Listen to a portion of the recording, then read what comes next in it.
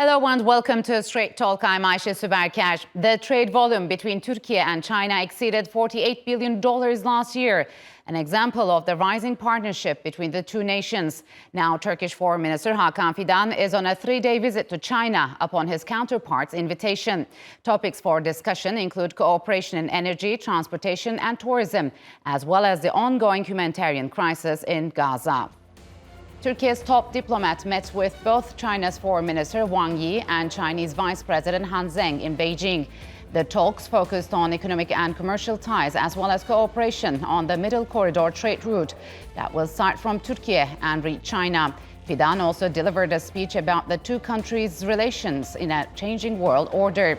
While Beijing and Ankara look to strengthen bilateral ties, China is also trying to do the same with other Middle Eastern nations. Last week, Beijing hosted the China-Arab States Cooperation Forum.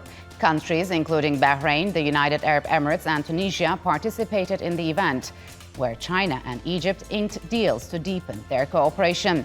These nations also share the same stance on Gaza, as Turkey and China repeatedly call for a two-state solution to end the crisis.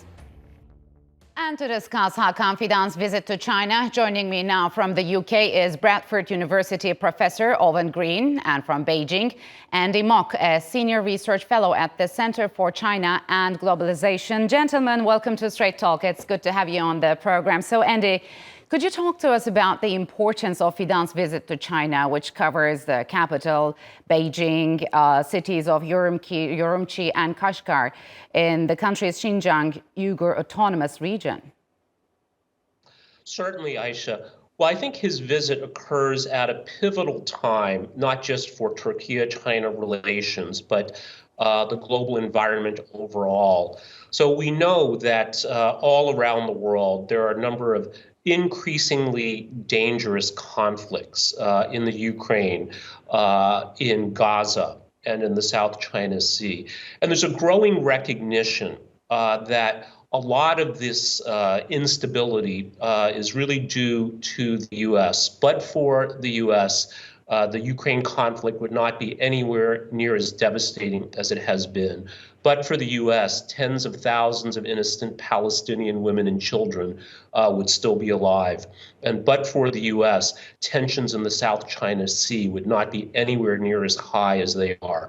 So I see that many countries around the world are recognizing the need to respond to these challenges. And Turkey, of course, is one of them, and China, of course, has a pivotal role to play in ensuring a more peaceful, prosperous, and stable world. Fidan's visit to the Xinjiang Uyghur Autonomous Region will be the first high-level Turkish visit to the region since 2012. I mean, what does that signify, and what does that tell us about the trajectory of Turkiye-China relations? First of all, I think, just to mention a couple of points, I think that the Turkey-China visit is welcome, and I think it could well be useful. I, not surprisingly, disagree that the Russian invasion of Ukraine was due to US tensions and a whole range of the other issues, but let's put that to one side. So, Andy, in Beijing, Foreign Minister Hakan Fidan also expressed Turkey's desire to join BRICS, which was immediately welcomed by Russia. So the question is Ankara's membership into the Russia-China-led bloc becoming a real possibility now? Well, I think certainly many countries around the world can benefit from Turkey's inclusion in BRICS. And we also have to recognize that Turkiye is unique in that it straddles both Europe and Asia. And of course, I think can benefit immensely from being in BRICS. I think that having a foot in both worlds, as it were, as part of a European economic group and a much broader one that includes not just the core countries of the original countries in BRICS, Brazil, Russia, India, China, and South Africa, but now the inclusion of countries in the Middle East and other parts of the world clearly show the growing importance of this grouping, not just from a trade perspective, but also from a financial perspective as well. And I think even from a more broader geopolitical perspective. So certainly, I think there are important advantages for all for Turkey to advance towards a BRICS membership. So often, Fidan's visit also comes at a time when China raised its voice about the war in Gaza. How has Turkey's efforts to drum up global support for Palestinians and a Palestinian state played out so far? Well, I mean, I think that the great majority of the international community, including European states and the US, are very strongly in favor of a two-state solution. And so I think Turkey's efforts to try and raise that possibility are very welcome. And of course, Turkey's been had very good relationships in the past with Israel as well as with other states in the region. And so its diplomacy can make a significant difference. I mean, of course, the issue is the challenge is, I think most groups understand that a two-state solution is the only viable solution in the long term, and we welcome China coming behind that alongside all of the others. The challenge is, of course, to get there and above all, to find some framework where there's a ceasefire in Gaza, which I strongly support and most European states do, but on terms which are more likely to lead to peace, that is a two-state solution, rather than, for example, Hamas declaring victory or the Netanyahu government declaring victory. I think a ceasefire, if it is urgently needed for humanitarian reasons, but it also needs to be in the framework of developing a peace agreement for a two-state solution. And that is a very challenging diplomacy. And Yes. we hope that Turkey, along with others, will contribute to that. So, Andy, last week Beijing hosted the China-Arab States Cooperation Forum, where the Chinese president called for the establishment of an independent Palestinian state and an end to the war in Gaza. Will Beijing's call make any difference now? I think certainly many around the world hope for a rapid, peaceful resolution to this conflict. And I think China certainly has an important role to play. We look at China's, I think, ability to play a positive role here. And I think it has some important benefits to offer. I think, first of all, China is not directly involved. It is non-ideological and brings a very pragmatic approach that calls for respecting the mutual sovereignty, the sovereignty of all interested parties, and this concept of indivisible security as well. So I think certainly it is an important contribution that China is making, and we can look to the Iranian, Saudi Arabian rapprochement, where China also played a positive role. So I think there is room for optimism here. So, Owen, what do you think? Given how the United States has been very one-sided in its unconditional support to Israel, which has alienated the Washington administration from much of the world. So can a country like China step in and take the place as a neutral mediator?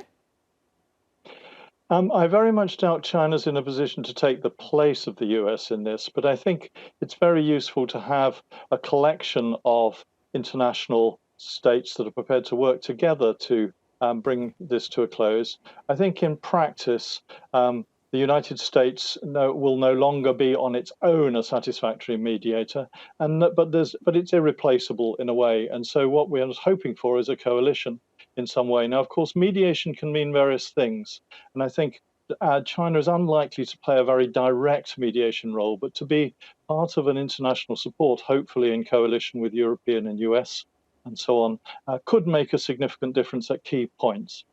And China says it wants to work with Arab nations to resolve hotspot issues in the region. How viable is this? I mean, is the Beijing administration sidelining the US to become a new power broker in the Middle East? Well, I think China's intentions, as has been formally articulated in numerous venues and formats consistently over the years, is that it is absolutely not looking to displace the United States, but that it is looking to create a more peaceful, prosperous, and stable world where, unfortunately, American actions have had quite the opposite effect. So I think what China is looking to do, working with the Arab countries, is to address three key issues. First is the increasing weaponization of the global financial system as underpinned by the dollar. Second is the energy transition to a more sustainable future. And of course, many countries in the Middle East, in West Asia, rely on fossil fuels as cornerstones of their economy, and China can play a vital role, not just for investment, but technology as well.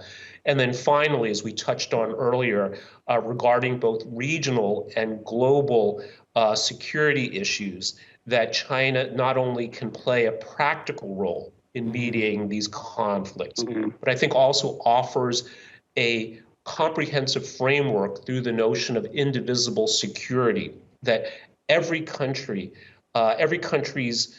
legitimate security interests must be taken into account, whether we're looking at Russia, whether we're looking at Iran, whether we're looking at other parts of the world. And this has been sadly lacking in some of these attempts to resolve these problems. And this makes me think of Albert Einstein's quote that we cannot solve the problems that were created with the thinking that were used when we created those problems. So a new type of thinking, a new type of philosophy is also crucially important. I think this is an area where it has a role to play as well. So often are deepening ties between China and Middle Eastern countries aimed at any other country? I mean, I think China's foreign policy has become much more assertive over the last 10 years. And so it's hard to tell. I think China has a choice, really. I think it can either decide to essentially play geopolitics in the Middle East and be competitive, or, as Andy said, let's hope not to do so. And then I think there's a lot of possibilities for wider collaboration on the Middle East. Of course, I mean, the international tensions are down to, above all, Russia's invasion of Ukraine, but many other issues. And so there are two sides to this story. And I think Andy's being slightly disingenuous by implying that it's only one side on this. And so the key area is that whatever underlying pressures there are for geopolitical tension between the US and China, I think as far as possible, let's try and insulate the Middle East from that sort of competition. There are enough problems as there are in the Middle East and North Africa, and I hope there's scope for Europe, China, and the US to, at least conditionally in certain areas, to work together for stability here. So, Andy, what do you think? How have rising geopolitical risks made China's Belt and Road Initiative's role more important when it comes to global supply chains? I think the Belt and Road Initiative clearly has a very vital role to play through infrastructure. But I think we should not underestimate the dangers that the Middle East poses. The conflict in Gaza, of course, is one, or the potential for escalation in the north parts of Israel with Hezbollah, of course, is another potential flashpoint. Recent developments with Egypt as well. Yeah. So I think that while we may hope and wish that this is an area that can be insulated, I think that many observers would unfortunately feel that this is a very volatile, potentially explosive area as well. So the Belt and Road Initiative might not directly ameliorate these acute concerns, but is more of a longer-term solution. At the same time, I think, again, new thinking is required to address the conflict in the Middle East as well as other parts of the world. And China's thought leadership, I think we could consider this in terms of indivisible security, I think has a very important role to play. All right, gentlemen, unfortunately, we'll have to leave it here. Thank you very much for joining me on Straight Talk.